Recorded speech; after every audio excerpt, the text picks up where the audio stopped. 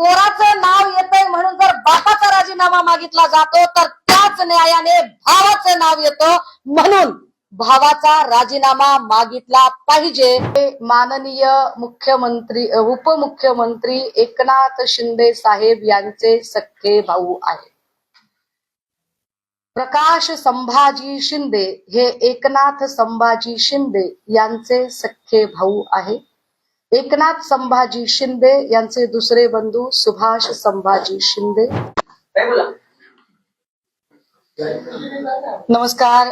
शिवसेना उद्धव बाळासाहेब ठाकरे पक्षाच्या वतीने आजच्या या अत्यंत महत्वाच्या पत्रकार परिषदेमध्ये सर्व प्रिंट तथा इलेक्ट्रॉनिक माध्यमांच्या प्रतिनिधींचं मनपूर्वक स्वागत आहे।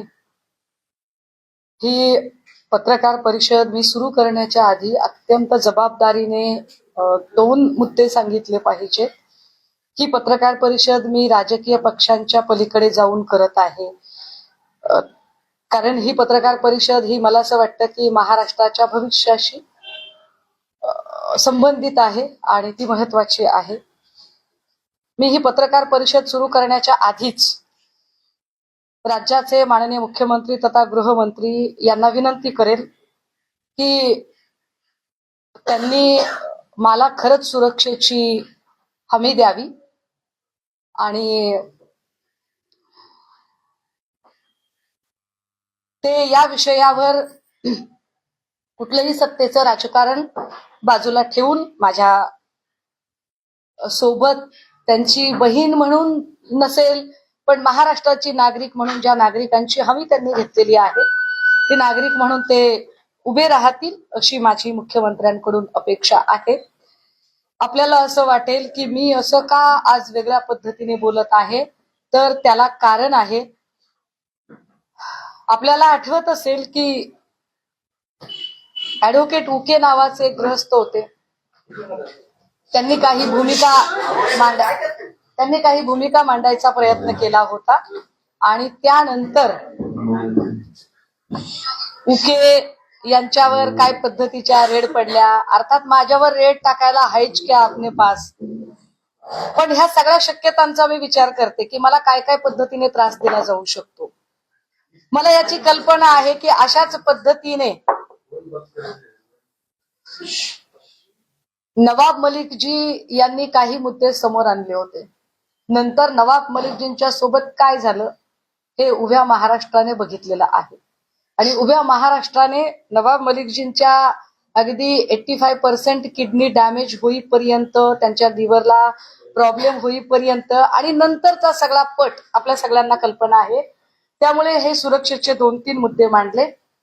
यानंतर जरा महत्वाच्या विषयाकडे येते। साधारणतः 13 तारखेला सकाळी म्हणजे भल्या पहाटे सावरीमध्ये एक मोठी ड्रगच्या संदर्भाने कारवाई झाली। ही कारवाई होताना मी आपल्याला सांगितलं पाहिजे की साधारण 3 कारवाया त्याच्या आधी सलगपणे झालेल्या आहेत। त्याच्यामध्ये 11 तारखेला जी कारवाई झाली होती ती एकाच वेळेला वर्धा आणि मुलुंड या ठिकाणी झाली होती। मुलुंडला जी कारवाई झाली त्यातनं जे काही धागेदोरे मिळाले त्या धागेदोरे घेऊन पुढे पुण्याला कारवाई झाली।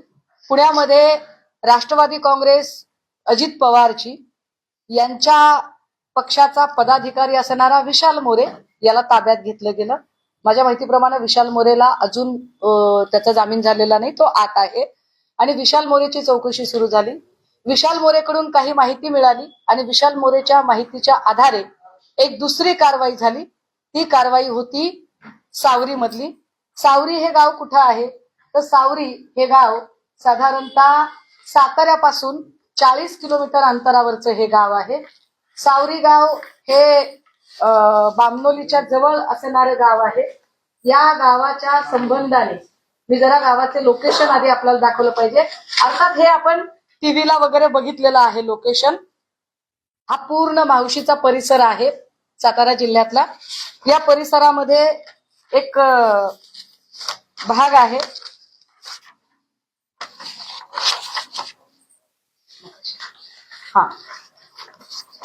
हे साधारणतः याच्यामध्ये 2 गोल दिसत आहेत आपल्याला। या 2 गोलचा अर्थ काय तो मी सांगेन, पण आधी मी हा फोटो आपल्याला दाखवला पाहिजे. हे जे ब्ल्यू कलर दिसतोय हे कोयनेचं बॅक वॉटर आहे. मी स्वतः हे इतके तपशील सांगते कारण मी सावरीत जाऊन आले आणि एक एक गोष्ट बघितलीये आणि सावरीतल्या प्रत्येक बाबी मी सावरीमध्ये आपल्याला सगळ्यांना घेऊन जाण्याचाही विचार केला होता. पण एक तर रस्ता अत्यंत अवघड आहे. या अवघड रस्त्यावरनं सगळे पत्रकार येऊ शकले असते का? लाईव्ह युनिट तिकडे नेणे शक्य नव्हते. दुसरं असं की मी तिकडनं लाईव्ह करणं शक्य नव्हतं कारण रेंज अजिबात नाहीये. हे बॅकवॉटर आहे कोयनेचं. इथे साधारणतः एक बांधकाम दिसत आहे. हे रिसॉर्ट आहे. हे रिसॉर्टचं बांधकाम आहे. इकडे अजून काही भाग दिसतोय. इथे आतल्या बाजूला स्विमिंग टँक आणि बऱ्याच गोष्टी तयार होत आहेत. आता याच्या सोबतच जे मी आपल्याला दुसरा दाखवला हिस्सा तो साधारणतः म्हणजे हा मोठा गोल जो आहे हा मोठा गोल म्हणजे रिसॉर्ट आहे आणि हा छोटा गोल म्हणजे तो पत्र्यांचा शेड आहे ज्या शेड मध्ये ही कारवाई झाली. हे अंतर साधारणतः आपण बघा. इथे आपल्याला साधारण जर आपला कॅमेरा जर झूम करू शकला तर हा एक महामार्ग आहे जो गावामध्ये जातो. हा महामार्ग गावात जातो आणि याला जोडून एक पांढरी रेषा आपल्याला दिसतेय. हा साधारणतः 1200 मीटरचा रस्ता आहे सिमेंट कॉन्क्रीटचा. हा 1200 मीटरचा सिमेंट कॉन्क्रीटचा रस्ता याचे साधारणतः माझ्याकडे अजून निविदा आली नाही पण जी मी माहिती घेतली त्यानुसार हा 75 लाख रुपये किमतीचा हा रस्ता बांधलेला आहे. हे विशेष आहे की बघा इथे एकही गाव दिसत नाही. इथे घर नाहीये. इथे लोकवस्ती नाहीये. इथे वर्दळ नाहीये. इथे कुठेही माणसं राहत नाहीत. मग 75 लाख रुपये किमतीचा रस्ता इकडे का दिला? हे सिमेंट कॉन्क्रीटचा रस्ता का बांधला इथे? हे फार विशेष आहे की हा सिमेंट कॉन्क्रीटचा रस्ता का बांधला? जर इकडे एकही माणूस नाही, गाव नाही, घर नाही, वर्दळ नाही तर या शेडला जोडणारा रस्ता का केला गेला? जर आपण पायी चालत गेलो तर 15-20 मिनिटं लागतात. जर आपण या ठिकाणी गाडीने चालत गेलो तर साधारणतः 5 मिनिटं लागतात. मी आता आपल्याला हा फोटो दाखवला पाहिजे. हे शेड आहे हे रिसॉर्ट आहे. या रिसॉर्टमध्ये साधारणतः आता 7-8 रूम बांधून तयार आहेत आणि जो आतला भाग मगाशी दाखवला त्याच्यामध्ये खाली अजून वेगवेगळ्या अमेनिटीज तयार होत आहेत. हे इकडे काम त्याची गिट्टी आणि फरशा आहेत. हा पत्र्यांचा शेड आहे. ठीक आहे. इकडे एक डस्टर गाडी थांबलेली आहे जी कारवाईसाठी गेलेली होती. आता कारवाईसाठी गाडी गेली होती आणि ही साधी गाडी आहे. आता याच्या नंतर या सगळ्यांमध्ये ही जी कारवाई झाली या कारवाईमध्ये 45 किलोचं ड्रग सापडलं. या 45 किलो मध्ये मी आपल्याला त्याची किंमत थोडी हायलाइट केली पाहिजे. मी काही लोकांना विचारत होते आणि मी काल अख्खा दिवस त्याची माहिती घेत होते. साधारणतः 52 ग्रॅम जर ड्रग्ज घ्यायचा असेल तर 52 ग्रॅम ड्रग्जला 10 लाख रुपये लागतात. 52 ग्रॅम ड्रग्जला जर 10 लाख रुपये लागतात तर 45 किलो ड्रग्जला किती? तर ते साधारणतः 115 कोटी रुपये होतात. 115 कोटी रुपयाचं ड्रग्ज या ठिकाणी सापडलं आणि ही बातमी फारशी काही हायलाइट होत नाही. हे विशेष. बरं आता ही माहिती मी तुम्हाला देते ही इंटर रिलेट कशी होते बरं? तर मी सांगितलं पाहिजे की हे रिसॉर्ट कुणाच्या मालकीचं आहे? हे रिसॉर्ट साधारण प्रकाश शिंदे या व्यक्तीच्या मालकीचा आहे. प्रकाश शिंदे कोण आहेत? प्रकाश शिंदेचा काय संबंध आहे आणि प्रकाश शिंदे इकडे का गेले होते? तर या शेडला हे जे शेड आहे या शेडला याचा मालक आहे गोविंद शिनकर. गोविंद शिनकरच्या शेडची चावी ही ओंकार डिगेने मागितली. ओंकार डिगेला सावरी गावामध्ये काळू नावाने ओळखतात. हे काळू नाव साधारणतः ओंकार डिगे. प्रकाश शिंदेचं हे रिसॉर्ट आहे. हा जो शेड आहे हा शेड गोविंद शिनकरच्या मालकीचा आहे. गोविंद शिनकरच्या मालकीचा आहे हे मी कसं काय सांगू शकते? तर त्याची तुम्हाला मी 7/12 दिली पाहिजे. येस, पत्र्याच्या शेडमध्ये ड्रग सापडला आणि या शेडची 7/12 गोविंद शिनकरच्या नावची आहे. ही गोविंद शिनकरची 7/12. या गोविंद शिनकर कडून चावी घेतली ओंकार डिगेने, असं गोविंद शिनकरने माहिती दिलेली आहे. ती माहिती आलेली आहे पुढे. आता याच्या नंतर जे रेसॉर्ट आहे ते रेसॉर्ट हे प्रकाश शिंदे नावाच्या माणसाच्या मालकीचं आहे. त्याची ही 7/12. हे प्रकाश शिंदे. आता प्रकाश शिंदेच्या नावची ही 7/12. मी एक एक गोष्ट इंटर रिलेट करत सांगेल आपल्याला. बघा, ओंकार डिगे तिकडे होता. ओंकार डिगेला ताब्यात घेतलं आणि सोडलं असं प्रत्यक्षदर्शी सांगतात. त्याला ताब्यात घेऊन का सोडलं याची उत्तर अजून मिळत नाहीत. दुसरी महत्वाची गोष्ट की जर साताऱ्यामध्ये हे सगळं घडत होतं तर याच्यासाठी मुंबईचे पोलीस का गेले, साताऱ्याच्या पोलिसांना ही गोष्ट का कळली नाही. घाटकोपरचे क्राईम ब्रँचचे PI आत्मजी सावंत यांनी ही कारवाई केली. आत्मजी सावंत यांनीच मुलुंडला धाड टाकली होती. आत्मजी सावंत यांनीच विशाल मोरेला ताब्यात घेतलं होतं आणि आत्मजी सावंत हेच साताऱ्यामध्ये गेलेले होते. आता इथपर्यंतची ही गोष्ट झाली. हे सगळं इथे अजून एक माणूस होता जो फरार झाला. हे हॉटेल कुणी चालवायला घेतलं होतं, हे रिसॉर्ट कुणी चालवायला घेतलं होतं, तर रणजित शिंदे नावाच्या माणसाने चालवायला घेतलं होतं. रणजित शिंदे कोण आहे त्याच्या नेमणुकीचं पत्र जर आम्ही दाखवलं पाहिजे. हा रणजित शिंदे हा एकनाथ शिंदे साहेबांच्या गटाचा, कारण ओरिजिनल शिवसेना आम्हीच आहोत, हा एकनाथ शिंदे साहेबांच्या गटाचा हा युवा सेनेचा तालुका प्रमुख आहे. त्याचे हे नियुक्ती पत्र आहे. हा नुसता तालुका प्रमुख नाही, एकनाथ शिंदे साहेब ज्या मूळ गावचे आहेत त्या गावचा हा सरपंच आहे. दरेगावचा हा सरपंच आहे. मी खुलासे अजून करत जाईन. मी म्हणून म्हटलं की माननीय मुख्यमंत्र्यांनी मला सुरक्षा दिली पाहिजे. या सगळ्या संबंधाने काही गोष्टी त्यानंतर पुढे आल्या की 45 किलो ड्रग सापडलेला होता, पण ओंकार डिगे ताब्यात घेऊन का सोडण्यात आला. हा जो रणजित शिंदे आहे, हा रणजित शिंदे कुठे आहे, काय झालं त्याचं नेमकं. रणजित शिंदेच्या संबंधाने मी अजून एक माहिती आपल्याला दिली पाहिजे. ती माहिती अशी की तो दरेगावचा तर सरपंच आहेच आहे, पण रणजित शिंदे हा ते हॉटेल चालवत होता. हे हॉटेल त्याने का चालवावं, त्याचा काय संबंध आहे आणि प्रकाश शिंदे नेमके कोण आहेत. तर the most important thing, the suspense of the story, Prakash Shinde हे माननीय मुख्यमंत्री उपमुख्यमंत्री एकनाथ शिंदे साहेब यांचे सख्खे भाऊ आहे. प्रकाश संभाजी शिंदे हे एकनाथ संभाजी शिंदे यांचे सख्खे भाऊ आहे. एकनाथ संभाजी शिंदे यांचे दुसरे बंधू सुभाष संभाजी शिंदे. काही लोक म्हणतील की तुम्ही चुकीची माहिती सांगताय. मला असं वाटतंय की आपण ती विकिपीडियाला सर्च करावी, आपण ती क्रॉस टॅली करावी. ठाण्यामधून 2017ला प्रभाग क्रमांक 17 मधून यांनी नगरसेवक पदाची निवडणूक लढवलेली होती. ही त्यांची वडिलोपार्जित 7/12 आहे. या वडिलोपार्जित 7/12मध्ये सुभाष संभाजी शिंदे आणि प्रकाश संभाजी शिंदे हे दोघे जण एकत्र दिसतात वडिलोपार्जित 7/12मध्ये.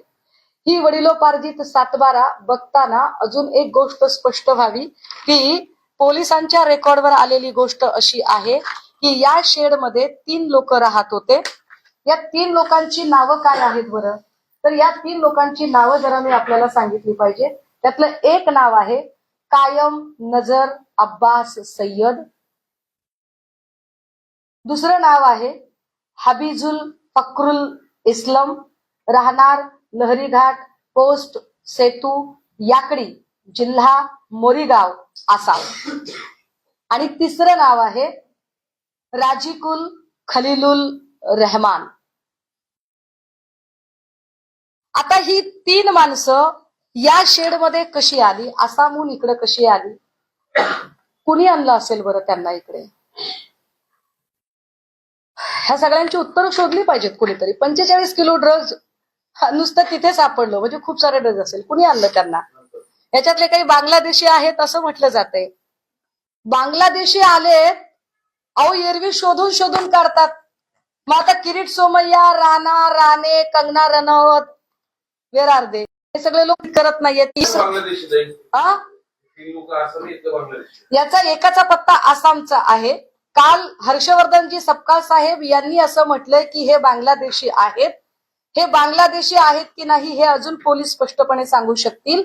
पण अतिशय महत्वाची आणि स्फोटक गोष्ट ही आहे आणि तुषार दोशींनी काही बातमी लपवली.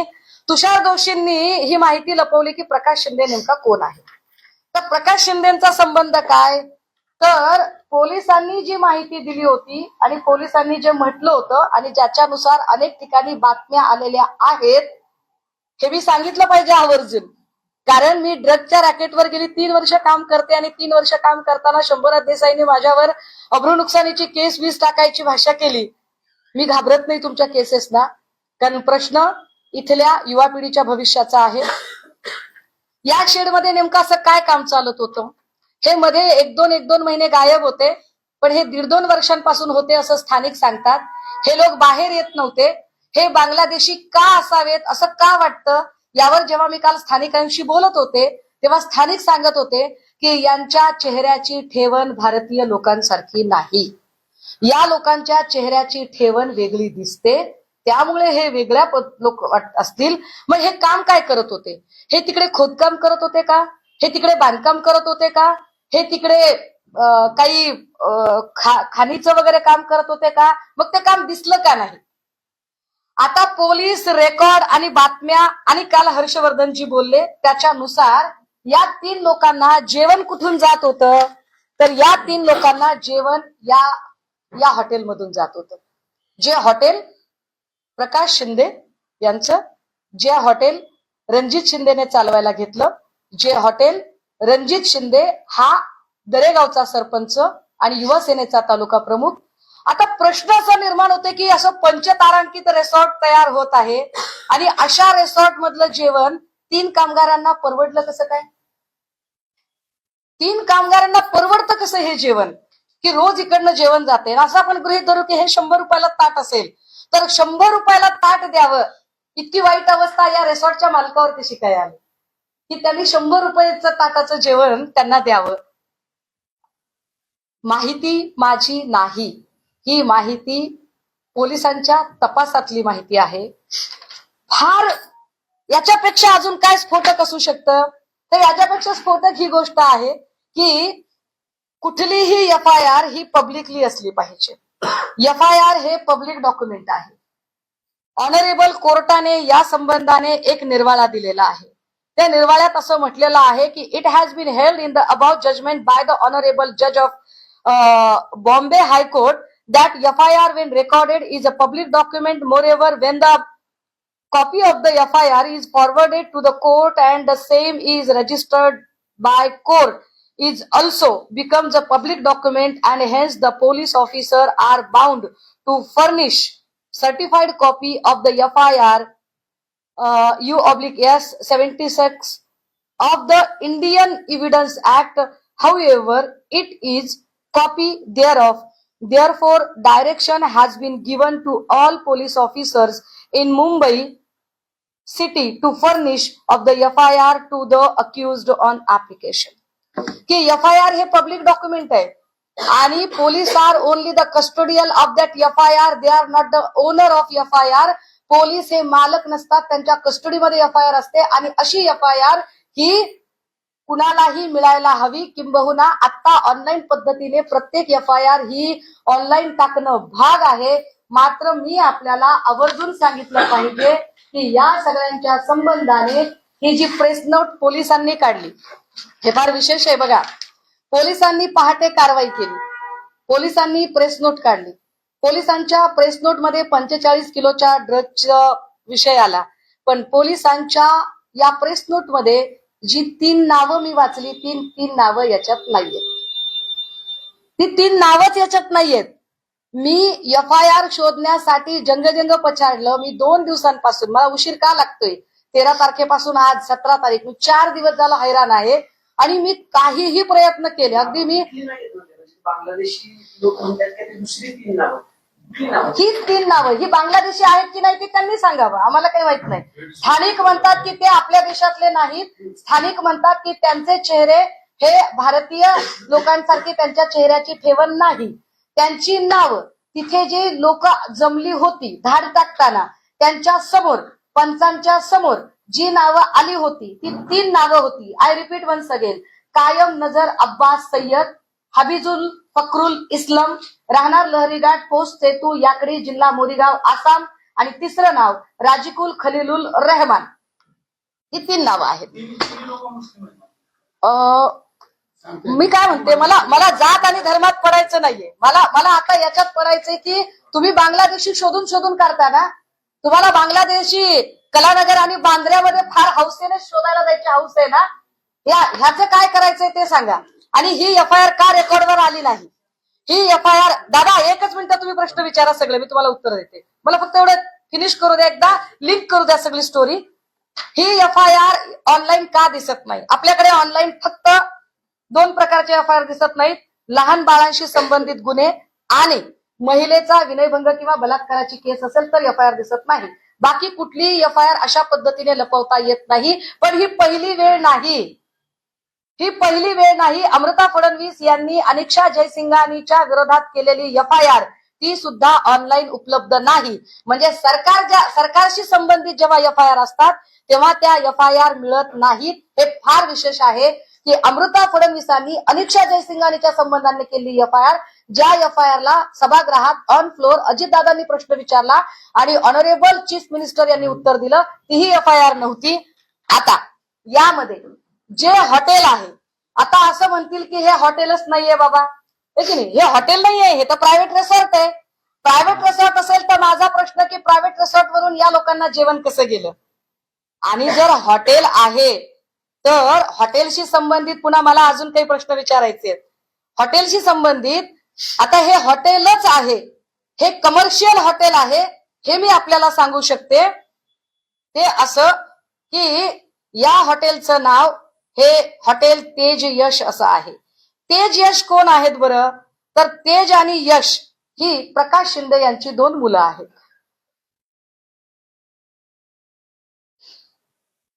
दादा हे साधारणतः कमर्शियल हॉटेल 4.8 रेटेड आहे. मी आपल्याला गुगलवर दाखवते, डायरेक्ट ऑनलाईन दाखवते. हे 4.8 रेटेड आहे हॉटेल. हे बामनोलीच्या तिथलं हॉटेल आहे. विशेष याला जर तुम्ही इकडे व्हॉट्सअप मध्ये जर गेलात तर याला तुम्ही वेबसाईट तर चेक करू शकता, पण तुम्ही याला व्हॉट्सअपवर जाऊन तुम्ही याच्यात बुकिंगही करू शकता. हे कमर्शियल हॉटेल आहे. हे बघा, हे ह्याचं कार्ड आलं याच्यामध्ये. ठीक आहे. आता तुम्ही म्हणाल की कमर्शियल हॉटेल आहे तर इतकं काय त्याच्यामध्ये? हॉटेल आहे कळलं ना, का सांगताय तुम्ही आम्हाला? मी ते यासाठी सांगितलं पाहिजे की ही साधारण MSRDC विशेष प्राधिकरणची कॉपी आहे माझ्या हातात. या विशेष प्राधिकरण कॉपीने काही आक्षेप घेतलेले आहेत की तिथे त्यांच्या परमिशन शिवाय कुठलीही कमर्शियल प्रॉपर्टी तयार करता येत नाही. आणि हा आक्षेप हॉटेल तेज यशवर घेतलेला आहे. हॉटेल तेज यशवर हा आक्षेप का घेतला त्याचं अजून एक कारण मी आपल्याला सांगितलं पाहिजे. त्याचं मी अजून एक आपल्याला कारण सांगितलं पाहिजे की यामध्ये विशेष कोयना धरणाच्या परिक्षेत्रामध्ये किमान 75 मीटर अंतरापर्यंत तिथे कुठलेही बांधकाम करता येत नाही. असं असताना सुद्धा फक्त 5 मीटर अंतरावर हे बांधकाम केलं गेलं. नाही, कॉपी आहे, रूल आहे त्याच्यामध्ये. तर फक्त 5 मीटरच्या अंतरावर हे बांधकाम केलं गेलं. आता जर 5 मीटरच्या अंतरावर जर तुम्ही बांधकाम केलेलं आहे तर काय याच्यावर आक्षेप घेतले गेले? त्याचं काय केलं? एकाही अभियंत्याने यावर आक्षेप घेतला नाही. हे प्रिव्हिलेज कुणाला दिले गेले? हे प्रिव्हिलेज प्रकाश शिंदेला मिळाले. 115 कोटीचं ड्रग जिथे सापडतं आणि ज्याच्या जागेशी संबंधित गोष्टी आहेत त्याच्यावर काहीच कारवाई होत नाही, त्याचा उल्लेख सुद्धा येत नाही, त्याच्यावर चर्चा केली जात नाही. तुषार दोषी असं सांगतात की प्रकाश शिंदे हा दुसराच कुणीतरी माणूस आहे. तुम्ही म्हणाल तुमच्याकडे काय पुरावा आहे? मी तर तुम्हाला 7/12 पण दाखवली हो साहेब, मी सगळं दाखवलं. मी अजून तुम्हाला काही गोष्टी दाखवते. हा रणजित शिंदे आहे.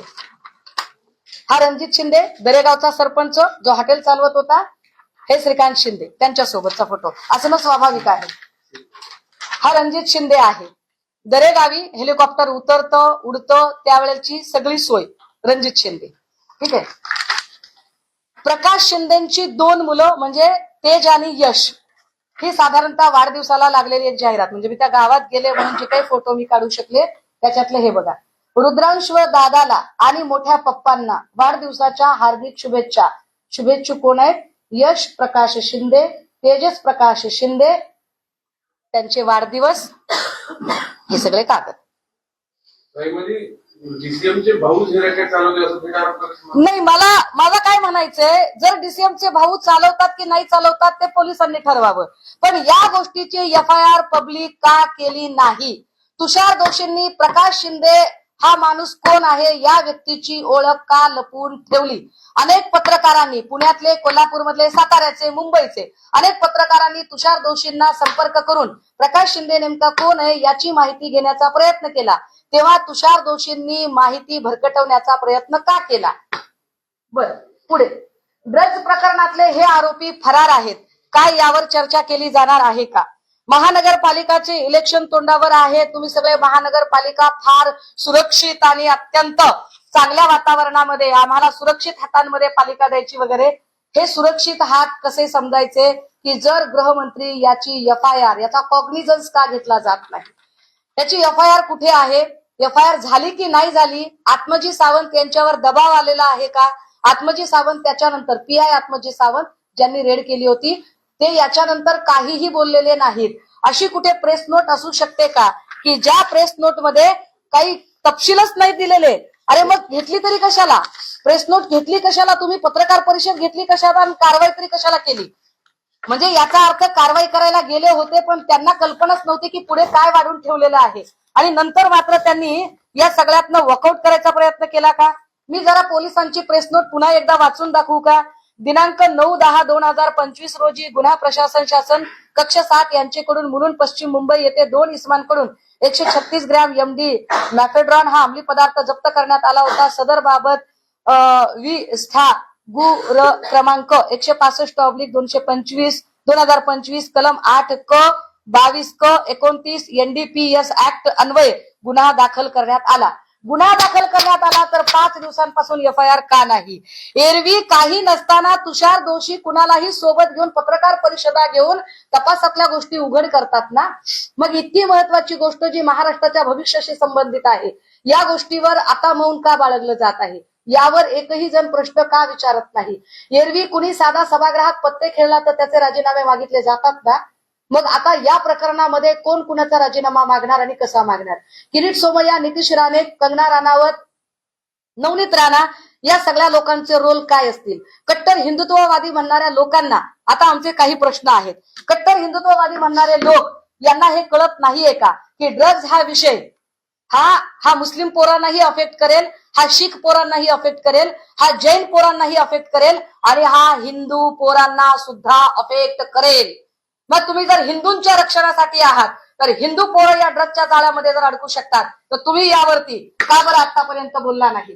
धरण क्षेत्रापासून 75 मीटर अंतरावरचं बांधकाम करता येत नसताना हे बांधकाम झालं कसं? या परमिशनचं काय करायचं? किरीट सोमय्या बुलडोजर घेऊन जातात ना, किरीट सोमय्या हातोडा घेऊन फिरतात ना सगळीकडे. किरीट सोमय्याने अनेक वेळेला रत्नागिरीच्या किनाऱ्यावरून हातोडा घेऊन फिरले ना. मग इथे किरीट सोमय्या हातोडा घेऊन जाण्याचा मुहूर्त कधी काढणार आहे? काय ही गोष्ट तुम्हाला उजेडात येऊ द्यायची नव्हती का?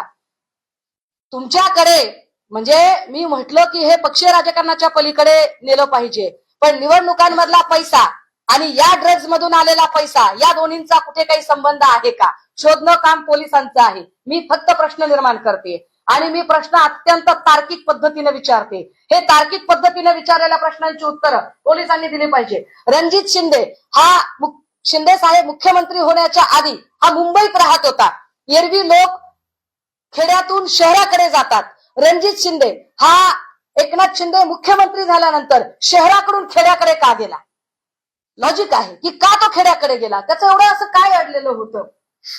कितीतरी गोष्टी. हे तेजस हॉटेल अनाधिकृत आहे, या जागेचा एनए नाहीये, या जागेच्या संबंधाने ऑब्जेक्शन्स आहेत. या ऑब्जेक्शन्सवर आता संबंधित मग हे नगर विकास खातं वगैरे हे सगळं कशासाठी वापरलं गेलं? हे प्रिव्हिलेज कुणाचे आहेत? हे प्रिव्हिलेज कुणाला मिळालेले आहेत? या सगळ्यांमध्ये नेमका 75 लाखाचा जो रस्ता झालेला आहे जो 1200 मीटरचा रस्ता आहे, तुम्ही त्या रस्त्याला मी तुम्हाला घेऊन जायला तयार आहे. कारण त्या गावातला एक एक रस्ता, एक एक गल्ली काल मी बघितलीये.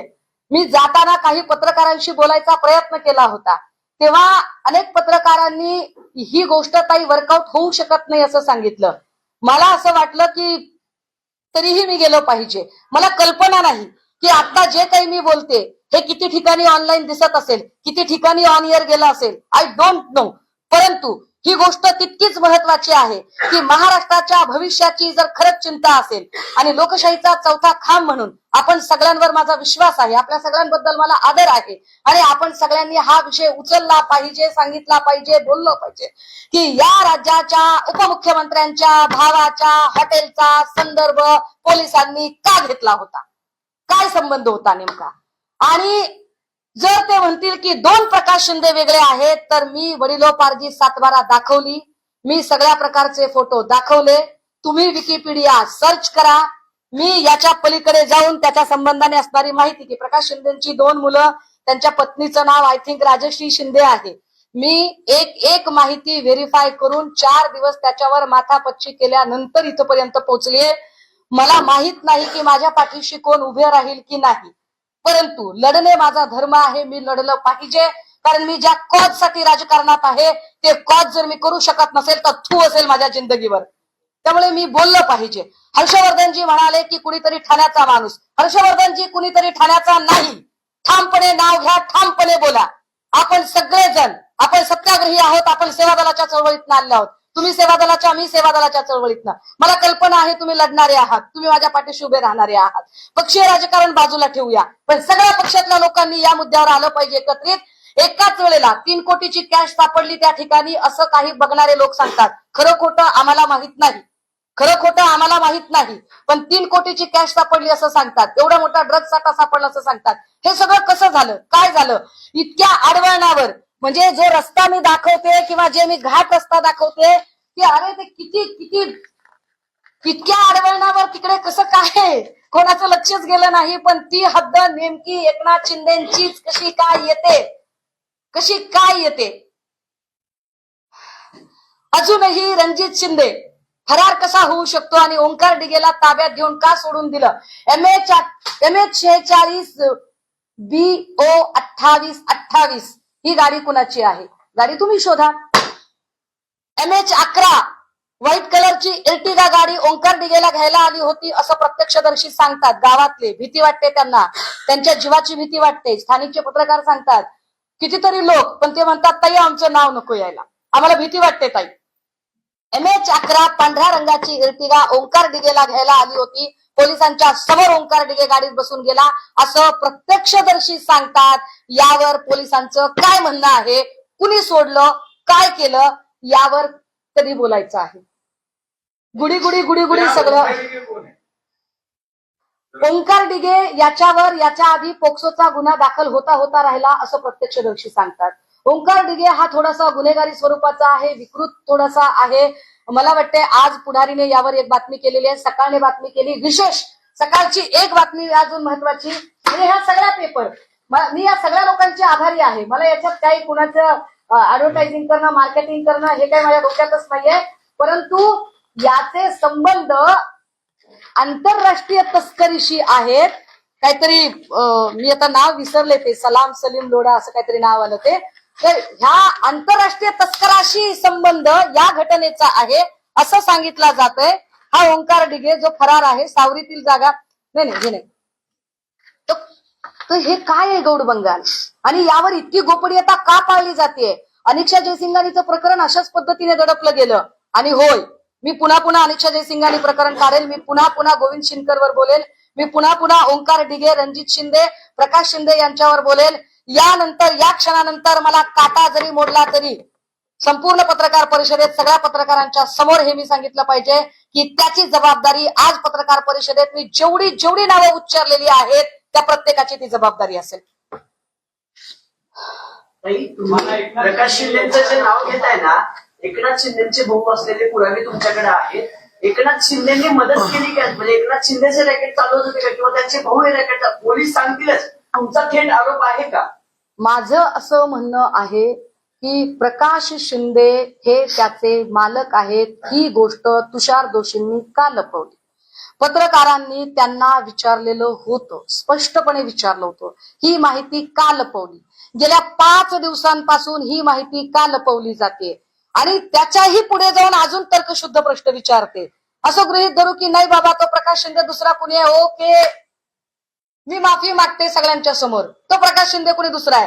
मग 115 कोटीचं ड्रग जिथे सापडतं आणि ज्याच्याशी संबंधित की या हॉटेलमधून जेवण जात होतं आणि या हॉटेलच्या 7-12 प्रकाश शिंदे नावाच्या माणसाच्या नावावर आहेत, त्या प्रकाश शिंदेचा साधा उल्लेख किंवा त्या प्रकाश शिंदेला का सोडून दिलं? का त्याला अटक केली नाही? जर तो साधा माणूस आहे तर का अटक केली नाही? मी प्रत्येक प्रश्न लॉजिकल आपल्याला विचारते. आता कुणी साले म्हटलं तर राजीनामा, अमेडिया कंपनीत, अर्थात मी काही यांची बाजू घेत नाहीये, मला अजित पवारांशी देणं घेणं नाही, मला देवेंद्र फडणवीसांशी घेणं देणं नाही. पण मोहळांचा राजीनामा मागता पार्थ पवारचा राजीनामा मागितला होता. आता पार्थ पवार आणि मोह या दोघांचा तर राजीनामा घेतलाच पाहिजे. पोराचं नाव येतंय म्हणून जर बापाचा राजीनामा मागितला जातो तर त्याच न्यायाने भावाचं नाव येतं म्हणून भावाचा राजीनामा मागितला पाहिजे. अपेक्षा आहे की या राज्यातले किती आमदार किती खासदार या राजीनाम्याची मागणी करतात, ज्यांना महाराष्ट्राच्या भविष्याची चाड असेल. मी पक्षीय राजकारणाच्या पलीकडे जाऊन सांगते आणि फार द्वेषाने सांगते, ज्यांना महाराष्ट्राच्या भविष्याची चाड असेल, ज्यांना महाराष्ट्रातल्या पोरांचं एक निरोगी आयुष्याची चाड असेल, असे किती आमदार आणि किती खासदार ठामपणे या राजीनाम्याची मागणी करतात? किती जणांच्या पाठीला कणा आहे, स्पाईन आहे, जे राजीनामा मागणी करू शकतात?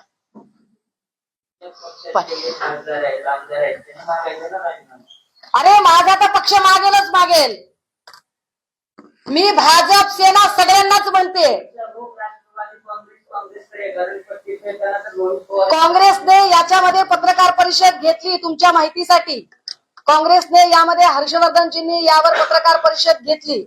माझ्या माहितीप्रमाणे विजयजी वड्डेट्टीवार यांनी पण त्यावर काहीतरी उवाच केलेला आहे. माझ्या पक्षाकडून आम्ही आज बोलतोय त्याचं कारण हे की जोपर्यंत हातात डॉक्युमेंट येत नाहीत तोपर्यंत बोलू नये.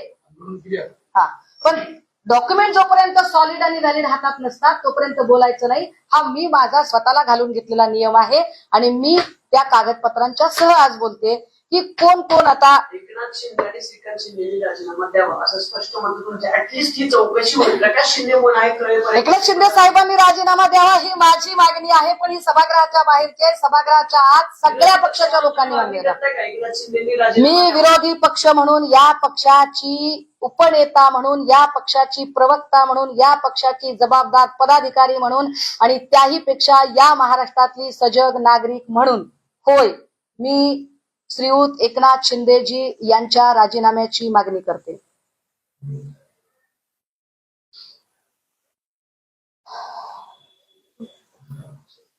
ओके, काही असं थेट आरोप तुम्ही करा. मी आरोप करत नाहीये दादा, मी आरोप करत नाहीये. मी काय म्हणते की हा कोण प्रकाश शिंदे आहे ते शोधा ना. का तुम्ही याच्याबद्दल गोपनीयता बाळगली? मी तर काही कागद दाखवली तुम्हाला. मग हा दुसरा प्रकाश शिंदे आहे का? तो कोण आहे तर दाखवा मला. मी वडिलोपार्जित 7-12 दाखवली आपल्याला दादा.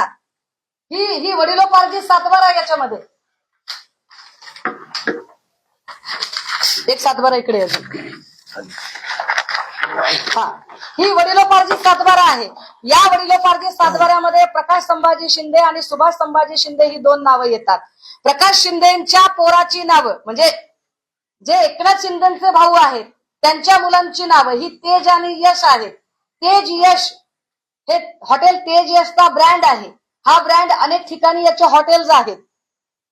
आता जर याच्या उपर जर म्हणणं असेल की नाही ही व्यक्ती वेगळी आहे तर चला तेही मान्य करते. असं म्हणणं आहे का की ह्याच्यापेक्षा वेगळी व्यक्ती आहे, चला ती व्यक्ती दाखवा. बाप दाखवा नाही तर श्राद्ध करा. बोला. पत्रा शेड आहे जिथे ड्रग्ज सापडलं तिथं 7-12 नेमकं कोणाचं नाव? गोविंद शिनकरच्या नावाचा घ्या, तुम्हाला 7-12 पाहिजे असेल तर घ्या. हा गोविंद शंकर यांचे प्रकाश शिंदे संबंधित आहे. नाही, गोविंद शिनकरचा काही संबंध नाहीये. गोविंद शिनकरने जो जबाब दिला किंवा गोविंद शिनकरची जी माहिती पुढे येते त्यानुसार त्याचं असं म्हणणं आहे की ओंकार डिगे माझ्याकडे चावी घ्यायला आला, मी त्याला वापरायला दिली. मात्र तो असंही काही ठिकाणी सांगतो की ओंकार डिगेला मी भाडे तत्वावर जागा दिली होती, असं ह्या गोविंद शिनकरचं म्हणणं आहे. गोविंद शिनकरचा हा सातबारा आहे. ओंकार डिगेचा आणि एकनाथ शिंदेचा काही संबंध आहे का? कुठे सापडले का? ओंकार डिगेचं नाही, पण फरार रणजित शिंदे हा दरेगावचा सरपंच आहे. रणजित शिंदे हा ते हॉटेल चालवायचा. पोलिसांनी हीच गोष्ट, पोलिसांनी पण प्रेसमध्ये आणि इतरत्र मला वाटते अनेक वर्तमानपत्रांनी पण ही गोष्ट सांगितली की या 3 लोकांच्या जेवणाची व्यवस्था किंवा त्यांना जेवण जात होतं कुठून, तर या हॉटेलमधून जातं. कारण दुसरीकडे कुठं हॉटेलच नाहीये. सगळ्यात महत्वाचं की 1200 मीटरचा सिमेंट कॉन्क्रीटचा रस्ता बांधला कशासाठी? हा रस्ता का बांधला तुम्ही? हा रस्ता बांधायची तुम्हाला काय गरज पडली होती तिथे? जर ते लोकेशन जर नीट बघितलं तर तुम्ही काय हे 2 इकडे ते रिसॉर्ट आहे, इकडे रिसॉर्ट आहे, हे कोयनाचं बॅकवॉटर आहे, 5 मीटरपेक्षा कमी अंतर आहे, 75 मीटरचा रूल आहे. मग इकडे तुम्ही हे का केलं? आणि हा साधारणतः महामार्ग आहे गावातून जाणारा, आणि हा पांढऱ्या रंगाचा हा सिमेंटचा मार्ग आहे, आणि इकडे एकही घर नाहीये. जर इकडे एकही घर नाहीये तर इकडे सिमेंटचा रस्ता बांधायचं कारण काय? क्लॅरिफिकेशन द्यावं लागेल. ज्यांनी निविदा काढली, ज्यांनी पैसे खर्च केले, क्लॅरिफिकेशन द्यावं लागेल की हा रस्ता का बांधला गेला. पत्रा शेड पासून हॉटेलपर्यंत नाही, महामार्गाचा जो रस्ता आहे गावात जाणारा त्याच्यापासून ते पत्रा शेड पर्यंत आहे, हॉटेल पासून नाही दादा. नाही, मी एकनाथ शिंदेकडून असं म्हणत नाहीये. मी गेली 3 वर्ष ड्रगच्या संबंधाने भांडते. ललित पाटीलच्या केसमध्येही मी खूप भांडत राहिले. माझी पुन्हा मी याच्यावरती भूमिका मांडली की मी एक जागरूक बहीण म्हणून, आई म्हणून विचार करते की हे कुणाच्याही घरात घडू शकतं. आज आमची पोरं शाळा कॉलेजात शिकतात, आम्ही सगळ्या सुविधा आमच्या लेकरांना देऊ शकतो, पण शाळेच्या गेटवर जर ड्रग्ज पोहोचत असेल आणि ते जर आमच्या लेकरांपर्यंत पोहोचलं तर आम्ही काय करायचं? हा विचार पक्षीय राजकारणाच्या पलीकडे, जात आणि धर्माच्या पलीकडे जाऊन माणूस म्हणून हा विचार करणं जास्त गरजेचं आहे. आणि यावर मला खरंच अपेक्षा आहे की या राज्यातल्या सगळ्या पक्षाच्या खासदारांनी संसदेत सुद्धा बोललं पाहिजे की एकाच वेळेला 115 कोटीचा साठा, 45 किलो, मला वाटतं आतापर्यंतची ती सगळ्यात मोठी कारवाई असेल. आतापर्यंत वाढवणा बंदर वगैरे इकडे तिकडे काय ज्या कारवाया झाल्या, आणि मी अशी माझ्या सुरक्षेची का बरं मी गरज व्यक्त करते? कारण याच्या आधी जज लोया असतील, उके असतील, नवाब मलिक असतील, ह्या सगळ्या लोकांच्या सोबत काय त्यांना त्रास झाला हे सगळं समोर आहे. अधिवेशनामध्ये दादा ही कारवाई 13 तारखेला पहाटे घडलेली होती. मला वाटतं ही 10 वाजता तिकडे स्थानिक जमलेले होते. 11, 11:30 ही बातमी फुटली. त्यानंतर नागपूरपर्यंत ही बातमी थडकायला दुपारचे काहीतरी 1:30-2 वगैरे वाजलेले होते, आणि त्यावेळेला अंतिम आठवडा प्रस्ताव मांडून झालेला होता, आणि नंतर तर काय वाइंडअपच केलं अधिवेशन, असा तो विषय होता. परंतु या विषयावर येणाऱ्या अधिवेशनात चर्चा व्हावी ना. ते उठवणार नाहीत अशी शंका तुम्हाला का वाटते? नाही, पण आता ते कुठे, त्यांचा कार्यकाळ संपला ना. मी माझ्याकडून आता ही माहिती राष्ट्रवादी काँग्रेसच्या खासदार संसद रत्न सुप्रियाताई सुळे यांना पाठवलेली आहे. मी त्यांना फोनवर कॉन्टॅक्ट करायचा प्रयत्न केला, परंतु फोन लागला नाही. कदाचित त्या कामकाजामध्ये बिझी असतील, पण निश्चितपणे मी त्यांच्यापर्यंत पोहोचवेल. मी त्यांच्यापर्यंतच का पोहोचवेल याचं उत्तर लगेच देते, कारण तुमच्या मनात पुन्हा शंका येतात की तुम्ही त्यांनाच का सांगताय. तर एकतर त्या सलगपणे संसद रत्न आहेत, सभागृहात त्यांना बोलायला पुरेसा वेळ मिळतो, त्या मराठी, हिंदी, इंग्रजीमध्ये फार व्यवस्थितपणे मांडू शकतात, आणि त्यांनी मांडावं, कारण त्या सुद्धा बहीण, लेक, आई म्हणून अत्यंत संवेदनशील आहेत, त्यामुळे त्याही मांडतील. आणि माझ्या पक्षाचे ओमराजे निंबाळकर, खासदार ओमराजे निंबाळकर हे ऑलरेडी लढतायत या मुद्द्यावर, हे लक्षात घ्या. कारण धाराशिवमध्ये सापडलेला जो काही ड्रगचा साठा होता, पण या साठ्याशी संबंध असणारे जे लोक होते त्यांना प्रवेश भाजपने दिला, हेही तितकेच उल्लेखनीय आहे. याच्यामध्ये तुम्ही जे म्हटलं हॉटेल आणि पत्र्याचं शेड, याच्यामध्ये रस्ता आहे, ते एक कनेक्शन. दुसरं म्हणजे जेवणाचं. नाही, हॉटेल आणि शेड मध्ये रस्ता नाही. मी पुन्हा क्लिअर करतो. एक तुम्ही रस्त्याचा महामार्ग, गावात जाणारा महामार्ग, त्याला जोडलेला रस्ता शेडकडे जातो, तो 1200 मीटरचा रस्ता. हॉटेलवरून जेवण 3 लोकांसाठी जात होतं, जे लोक शेडमध्ये राहत होते, अशी माहिती स्थानिकांकडून मिळते. अशीच माहिती वर्तमानपत्र आणि माध्यमांमध्ये आलेली आहे. म्हणून हॉटेल कुठे आहे हे आपण शोधलं, कुणाचं आहे हे शोधलं, तर ते प्रकाश शिंदे नावाच्या व्यक्तीचं निघालं. पण प्रकाश शिंदे हे एवढ्या मोठ्या व्यक्तीचे भाऊ आहेत, ही माहिती पोलिसांनी का लपवली, इतका साधा माझा प्रश्न आहे. Okay, thank you.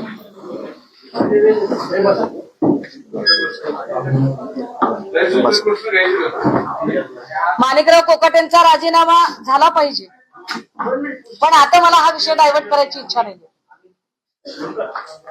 काही 2-3 प्रश्न आहेत फक्त. राणेंनी एक ट्विट केले, नितेश राणेंनी, गो मुंबईचा गो महादेवाचा मुंबई लव येणाऱ्या महापालिकेच्या निवडणुकीत त्यांनी परत मुंबई लव जिल्ह्यात वगैरे असं ट्विट केलेलं आहे. पुन्हा महापालिकेत तोच मुद्दा समोर आणून भाजप लढू पाहताय का? नसलेल्या गोष्टी कपोलकल्पित याच्यावर विचार करण्यापेक्षा राणेंनी एकदा हे जे ड्रग जिहाद वगैरे ज्या गोष्टी आहेत तिकडे लक्ष घालावं आणि आपण माझी मदत करावी. माझी राणेंना विनंती आहे, आपण माझी मदत करावी की हे जे लोक कोण आहेत, हे कोण आहेत, काय संबंध आहे. मी समजू शकते की पोलिसांच्यासाठी हा अत्यंत संवेदनशील विषय आहे आणि त्यामुळे तो तपास त्यांना बाहेर सांगता येणार नाही.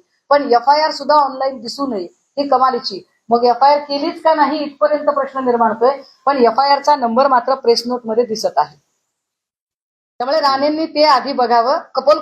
कल्पित गोष्टींवर चर्चा करण्यापेक्षा राणेंनी जो ड्रगचा मुद्दा जो हिंदूंशी संबंधित आहे, हिंदू पोरं त्याच्यामध्ये बहुसंख्याक हिंदू पोरं अडकू शकतात, त्याच्यावर बोलावं.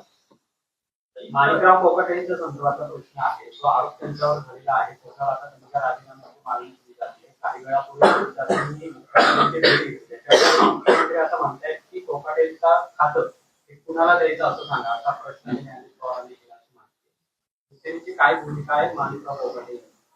मी कालच त्याच्यावरची माझी भूमिका स्पष्ट केलेली आहे की शिवसेनेची भूमिका ही स्पष्ट आहे.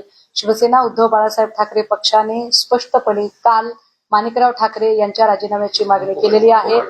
माणिकराव कोकाटे यांच्या राजीनाम्याची मागणी केलेली आहे. फक्त आत्ता आपण पुन्हा तो प्रश्न विचारून या पत्रकार परिषदेतला अत्यंत संवेदनशील विषय आहे तो डायव्हर्ट करू नये इतकी माझी विनंती आहे. त्यांना अटक होऊ शकते ताई कधी माणिकराव कोकाटेंना, कारण अटक वॉरंट कधी त्यांना अटक होऊ शकते. या सरकारच्या इतक्या धडाधड विकेट पडत आहेत तरीही हे सरकार पारदर्शकतेचे ज्या पद्धतीने स्वतःची पाठ थोपटून घेत गुणगान करत आहे, मला वाटतं या सरकारला जरा एक मोठा आरसा प्रेझेंट घेऊन देण्याची गरज आहे. गंमत बघा, दोन्ही उपमुख्यमंत्री सातत्याने अडचणीत येत आहेत की आणले जातात, काय कळत नाही. जर असं वाटत असेल दोन्ही उपमुख्यमंत्र्यांना की आपल्याला ठरवून अडचणीत आणलं जात आहे, तर त्यांनी अशा सत्तेत राहायचं कशाला बरं, बाहेर पडलं पाहिजे. का थांबतायत ते सत्तेमध्ये? उल्हासनगरचे भाजपचे उमेदवार होते, त्यांच्यावर गोळीबार झालेला आहे.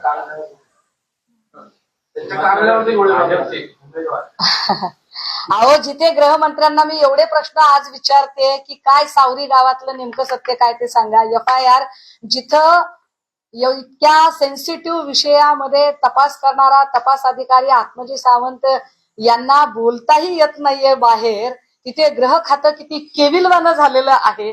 आणि अशा केविलवाण्या ग्रह खात्याच्या उपस्थितीमध्ये हे गोळीबार होणं, दिवसाढवळ्या खून होणं फारच सहज आहे. आणि वाईट याचं वाटतंय की अशा गोळीबारामध्ये आमच्या अभिषेक घोसाळकरजींची हत्या झाली, ज्यांच्या हत्येनंतर माननीय मुख्यमंत्र्यांनी कुत्र्याचं पिल्लू जरी गाडी खाली आलं तरी तुम्ही राजीनामा मागाल का असं म्हणत जी अत्यंत हिंकस शब्दामध्ये एका मृत व्यक्तीची संभावना केली, त्यांच्या कुटुंबातल्या एकेकाळच्या आमच्या सहकार्याने पुन्हा त्याच लोकांच्या सोबत जावं. मला काय बोलायचं, मला विषय डायव्हर्ट नाही करायचा.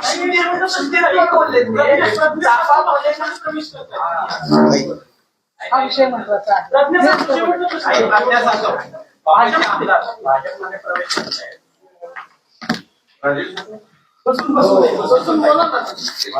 ह्या सगळ्यांचं एक मला जी गोष्ट कळली की मी अनेक नगरसेवकांशी वगैरे जेव्हा बोलते की अरे काय झालं दादा, कारण ही माणसं लग्न, वाढदिवस, मुंज या कार्यक्रमात जेव्हा भेटतात तेव्हा हे पक्षीय सगळे विधिनिषेध, मतभेद सोडून अत्यंत प्रेमाने बोलतात, आपुलकीने बोलतात आणि ते एकच खाजगीत सांगतात, ताई कितीही काम करा, भाजपमध्ये गेल्याशिवाय निवडून येत नाही. हे भाजपमध्ये गेल्याशिवाय निवडून येत नाही म्हणजे काय? हे निवडून आणतात म्हणजे कुठली जादूची कांडी फिरवतात? ही जादूची कांडी काय आहे? ती ज्याला ज्याला ती जादूची कांडी हवी असेल, मला नकोय ती कांडी. प्रदेश आता आमदार झालेले आहेत तरी त्यांना राजीनामा देऊन भाजपमध्ये का जावं लागते? काय नेमकी नाही तरी भाजपकडे एवढे लोक असताना भाजपला स्वतःचे निष्ठावंत सोडून बाहेरचे का घ्यावे लागतात, हा खरा प्रश्न आहे.